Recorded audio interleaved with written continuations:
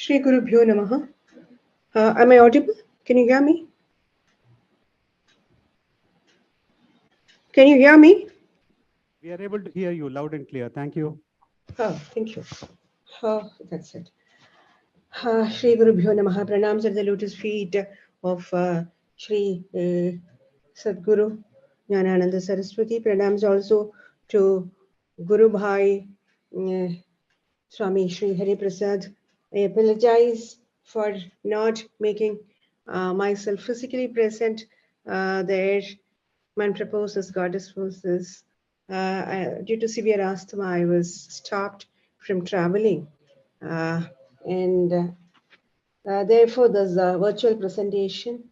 I see several familiar faces. I see Professor Paneerselvam, Mahesh, Chandrasekhar, several of my friends there. I would have loved joining you all, but my poor breath and the ill health doesn't permit me to travel. But the topic that Swamiji has chosen fascinates me so much that I couldn't resist but venture despite my poor breath. Right education as key to peace is something, at the outset may seem tautological because no one can debate on it. It's not a topic of debate, particularly in a country like India where we all agree, as the welcome speaker was saying, that we have been debating on value education for quite some time, though very, very little. A lot of breath, a lot of ink has been spent, but we must all acknowledge, and we are all responsible for it. No one can shed the responsibilities. Very little has been achieved on it. And I take the primary responsibility as an academic who has served the nation for more than 28 years. I could do very little, though I have done my contribution at the personal level. But at the organizational level, things are very, very hard. We will come to that. So, right education is the key to peace, I see. Despite being a tautological assertion, uh, because there is no topic for debate and no one ever entertains doubt on it, but that nevertheless it conceals within it two important issues. The first issue is what's right education, and the second is how does it root to peace. And we mostly, at least in the public spaces, I'm sorry I could not hear much, although I logged in a little bit since I had to conduct the examinations and certain other administrative responsibilities. I could not hear all the speakers yesterday. But I learned from the welcome speaker that a lot has been said on value education. But then, at least in the public space, there is wrong ideologies been spread on how right education brings peace. Probably I'll address this or rather focus on this, how it is linked, how the right education is linked to procure peace in the society. So, friends, it's a topic that I always slip into as like any other academic in our country, that you cannot resist but engage discussion on it, formally as well as informally. Every other academic who sits before me, or every other student or researcher, the prospective professor who sits before me, we slip into this kind of dialogue as to what is right education, how we should train the youngsters. So therefore, today I'll share some of my thoughts, which I have been sharing uh, always formally as well as informally. Now, I have two intentions with this. The first is that, as I have said apologetically a little earlier, that we could do very little. And probably a collective thinking along these lines might open fresh avenues to resolve the crisis. This is one reason. And the second is, to make myself feel lighter. When issues that cannot be resolved at the personal end might sound better when get shared. Now, friends, it would be again redundant to say that Indian culture has a tradition, probably the single culture in the whole world, which can claim a tradition of education that existed and survived for several centuries here. It was refined, revamped, modified, contextualized, time to time in neat intervals. And that is why it has survived for several centuries. And here, what's peculiar about Indian education is that here disciplines survived in joint families. This is not what I've said. Tagore, Rabindranath Tagore said that here in India, disciplines survived in joint families. There were no watertight compartmentalization between, say, for instance, Vyakarana Shastra and mathematics. The grammar and the mathematics were disciplines that were tightly linked together. And philosophy was always at the center stage. It had several roles, despite engaging critical reasoning as well as doing darshana, the anvikshiki and the darshana, the two sides of philosophy. It also had to mediate between the disciplines, coordinate them, orient them, provide them value goals to all the disciplines. A discipline just cannot survive by itself. This is what is happening with science and technology today. Some 2-3 decades back, we used to hear science, the need for science to get value loaded, but today no one speaks about it because I do not know. These are larger issues that I don't want to step in.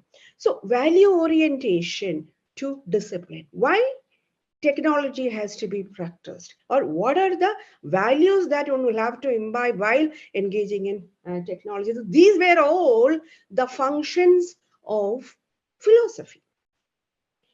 And I can model an institution, an ideal institution, how higher education should survive or function. And that is the ancient Nalanda. This is the best example. And if you know, I can speak for hours and hours together on Nalanda. They had a very strict entrance examination. It seems scholars used to stand on the both sides of the stairs, and then as the student climbs every step, there were questions were raised, and then if he is able to answer, then he can climb further and then pass out the entrance. And once he has been enrolled, he is the responsibility of the institution. And the funding and the well-being of the institution is the responsibility of the state and everyone who resides, the responsibility of the society as well. And if you have seen the relics of Nalanda, I'm sure most of you would have seen, it's surprising, kilometers long institution with a freshwater tank, with the rooms provided for the students. Then you have the debate halls, the classrooms, and the common prayer halls. And what I want to underscore here is that all that is essential for a student life, no luxuries. Now, this is very significant. How a student should lead a life. Kakadrishti, Kakacheshta, Bhagadhyanam, Shwana Nidra, Tadhaivacha, Alpahari, Brahmachari. So this Shwana Nidra and Alpahari, everything to the minimum, essential, is the principle for a student life. Now, these ancient centers of education was thus the temples where the young, the promises of the future were chiseled, polished, trained, and molded and made golden. And mind you, the whole exercise of this training was done away from the gaze of the society. It was a private exercise and kept away from the society. Quite like, let me give you an example. Think of a sculptor who is molding a sculpture. Now, when he is doing the exercise of molding, he hides everything. It is not for the public gaze because it's a private exercise. And nobody, even by sight, should not tamper it. This is the principle, quite like that. The training exercise should be kept away from the society and it should be undertaken in a meditative mode by the trainer as well as the trained. And the funding was lavish, and the state sought the responsibilities. And you know that Nalanda masters and the vice chancellors, great people like Dinaga, Dharmagurti, whenever they used to go for debate and they used to get huge fundings and they were sannyasins. So they used to spend all that money for the well-being of the institution. And so also the kings and the rulers. And what is most important is that students had no duties towards the society. Their single duty was to mold them, perfect them. And that is the time, the studentship is the time for self preparation or self making. And they had no duties to the society, but the society had all duties towards them. And I see it as the right way of upbringing. Today, you see, you look around and then you will see. I'm also a university professor. I know what's happening around the student unions. Wrongly misperceive themselves as agencies socially responsible. No, not at all. They should undertake only one duty, that is duties towards oneself, that is duties of molding oneself, perfecting themselves so that they can get enrolled into the garhastya. And once rolled into the garhastya, they have all the duties. Every being in the society is their responsibility, including the students and the aged and all of them. So this chaturashrama structure is, something which is internally coherent, one building into another. You all know about it, and together they stand as an integrated whole, one supporting the other. And this chaturashrama system, at the end of the show, it is beneficial both ways, that is for the individual as well as the society. So the individual and the society are not seen as two disintegrated or separate entities. They're one, and I'll come more to that. And the second aspect that I would like to underscore is the concept of yajna. As you know, the principle of yajna is very, very fundamental and at the core of our philosophical exercises. As in Bhagavad Gita, I think the third and the fourth chapter, Lord dedicates the chapters for to speak about what he means by yajna and how every act of ours should be focused on yajna. He says, "Karma brahmodbhavam vidhi brahmakshara samadbhavam tasvat sarvagadam brahma nityam yajne pratishtita." So everything is footed on yajna, and he goes on. He's eloquent on it. Yajnardhat karmanonyat. So we all do, or every action of ours should be performed in a mode of yajna, sacrifice. Now, the sacrifice has layers of it: the external, which is the gross ones, and the subtler it turns, it becomes more and more significant. When the sacrifice becomes internal and subtler, it becomes more significant. And this is precisely how the students self-studying becomes sacrifice. Now, you all might wonder, how is it that when I study for my own self, it becomes a sacrifice? Now, this is very significant. In the Shastras, it is traditionally it is called Swadhyaya Yajna or Shastra Yajna and so forth. Very significant and very subtle type of performance of Yajna. Now, the basic concept of Yajna is sacrificing.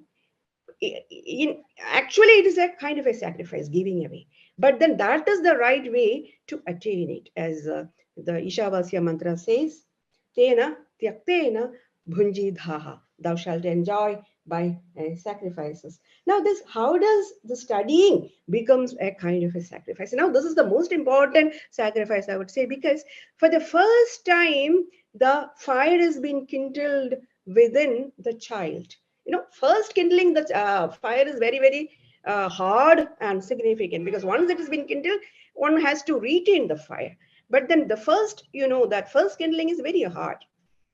So that is what is happening in Swadhyaya, and then you are bringing up the fire and then retaining it and then trying to feed and make proper fire. Now this fire is metaphorical. I can't get into more details of it. Now I'm going to address the second problem. How is it that this self-molding, the Swadhyaya Yajna, as I would call it, or the Shastra Yajna, goes uh, through several layers of refinement and brings peace to the society. First, let us note that Indian ontology does not consider the collective as real. Now, the society is very famously Shantideva, a later Madhyamaka scholar, I think later 6th or 7th century Madhyamaka scholar, who is an ethicist among the Madhyamakas. He in his Bodhicharya Avatara Sukta, he says, a continuum, a collective, just like things as in a series or in army or in forest is unreal. Now, his goal is different. What he is trying to say is that, see, the individual, the persona doesn't exist. All that exists is the five skandhas, which will get disintegrated and there is no self. And therefore he asked, where is the dukkha? See, unless there is aswamikani dukkhani, when dukkha cannot have a bearer, then the dukkha, the one dukkha, one's dukkha, that's my pain, should be shared by everyone else. I'll come to that little later. But then what I'm trying to pinpoint at this juncture is Shantideva's insight that the collective is unreal. Here, what is the crux of the argument is that we should focus on the individual well-being of physical, mental, and metaphysical, and the rest is all byproduct of it. Once the individual has perfected himself, or at least seen the goal of self-perfection, not that every individual should become a bodhisattva or an ascetic. No, that's not what the call is. But at least if he is oriented towards that, the rest, that is the peace of the society, is just a byproduct of it. As I would say, I would use an analogy borrowed from my preceptor. Once you board the train, you don't have to walk inside the train. The train will take you to the destination. So also, if the right education is being installed in the society, you don't have to walk inside that. The right education will fetch peace because it's a byproduct of it. You don't have to conceptualize it at all. But remember, this is very significant. Remember that bringing peace to the society is not the goal of right education. That's again a byproduct. I underline this. Bringing placing right education at the societal level is to redeem the self from the clutches of ignorance, and the enlightened ones, be it a Jivan Mukta or a Bhagavata, as in the case of Vishishtadvaita or Dvaita, and the Tathagata or the Jina, all of them are naturally ethical. They are not, their ethics is not a tutored ethics. It's a natural ethics. As Sri Ramana Maharshi once carrying a wounded lamb up the Arunachala hill, someone said that, oh, you are very kind to the lamb. And then Ramana Maharshi asked in turn that if your little finger is cut and you wrap a cloth around you, will you say that you are very kind to the little finger? He naturally feels that his self is extended to the lamp, and then he doesn't feel, it's as natural as one's breath. So this is the kind of ethics that Indian philosophy speaks about. It is not an injuncted or a normative ethics as in the case of others. So therefore, here ethics is metaphysics. Once you see the metaphysical reality, ethics naturally falls in. As Sureshwara has famously said in Naishkarmya Siddhi, there cannot be dirt in the burning fire. So also in the Jivan Mukta, you cannot have the Bheda Chinta. The Bheda talk itself doesn't arise with the Jivan Mukta. But Jivan Mukta's goal is not to bring in peace to the society. It is a byproduct. It will fall in. Now, I'm not again arguing that every other person that you see in the street will be a Jivan Mukta or can be a Jivan Mukta. Not necessary either. Bring in right education. Give them right orientation. The rest will fall in place. So in Mahayana tradition, there is a depiction of how the right understanding. I'm trying to expand a bit of how the metaphysics slip into ethics, and then I'll wind up. In Mahayana tradition, there is a depiction of how the right understanding of reality, that is that the real is Swabhava Shunya. In Mula Madhyamaka Karika, Nagarjuna beautifully speaks about the nature of the absolute reality and the nature of the empirical world. The absolute reality is Swabhava Shunya. It is Chatushkoti. It Vinirmukta transcends the Chatushkoti, the four possibilities of logic, and it is acausal, it is atemporal, as today's quantum physics Mahesh knows things better. So it is acausal, it is atemporal, and it is, and the empirical is pratitya samutpanna. This being asmin sati idam bhavati. This being that arises. So there is the causation is pratitya samutpanna. It looks apparently that one thing is being, one thing causes another. There is no real causation as such. This is what the master Nagarjuna speaks about. So this insight that the real is Swabhava Shunya, the real is Chatushkoti Vinirmukta, the real is acausal and atemporal, and the empirical is Pratitya Samutpanna, brings in compassion, a natural compassion towards every other being that you meet. I do not know whether I have time to speak about a word, or there is a great poet in Malayalam called Kumaranashan who has written a work called Karuna, in which he speaks about the life of a Ganika, Vasavadatta. I'm sure you all would have heard of it. Vasavadatta Ganika was enchanted by the beauty of Upagupta, who's a monk, Buddhist monk. She sees him on the street, and then she calls him up. Then he says, "I'll come later." And then, and after years, Vasavadatta was thrown on the street, ill, as a destitute, and then Upagupta comes to her, and then she asks, "Why did you come at this time? My body is of no use." Then he said, "This is the right time. This is the right time that I should have come." Because here the Karuna extends from the physical to the metaphysical. There is no demarcation between the physical and the metaphysical. So why these Tathagatas have so much of compassion towards them? Because they see that causality is apparent. It is not that she has done so and so wrong things and therefore she has been thrown onto the street. We evaluate it in that fashion, because the one who sees the pratitya samutpannatva, the 12 arrowed wheel and one being stuck to it, doesn't see an immediate link from the effect to the cause. I have no time to explain on that. So, friends, Mahayana speaks about Indra's wonderful net. I'll quickly speak about this metaphor and then the implications of it.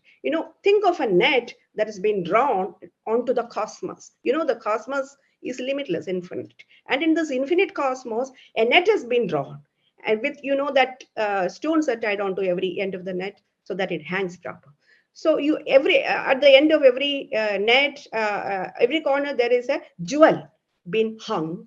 And what is the uniqueness of this jewel is that in every single jewel, which is again infinite number, all other jewels are being reflected. Now the suggestion is that the world is interrelated. Now Shantadeva says that presume that there is a fleck of red, that is some dukkha, some ailment in one part of one single jewel that gets reflected in the whole of other jewels, because everything gets reflected in one. Now this mirroring, Ramachandran, contemporary consciousness research, has spoken about this mirror neurons. So this mirroring, that's been something proved, and all of us know if somebody pulls a face and sits before you, immediately it falls onto to yourself, and it depends on how transparent you keep yourself. So this is a insight that the world is shrunk or interrelated, brings in a kind of the universal dimension of yourself. When you realize that, I'm speaking within Buddhism, when there is no persona for you, the self expands to everything. This is what Nagarjuna speaks about. The self expands to the whole of the cosmos, and for this, as in the case of Advaita, as in the case of to become a Bhagavata, rigorous practices are required. You'll have to keep yourself so very transparent.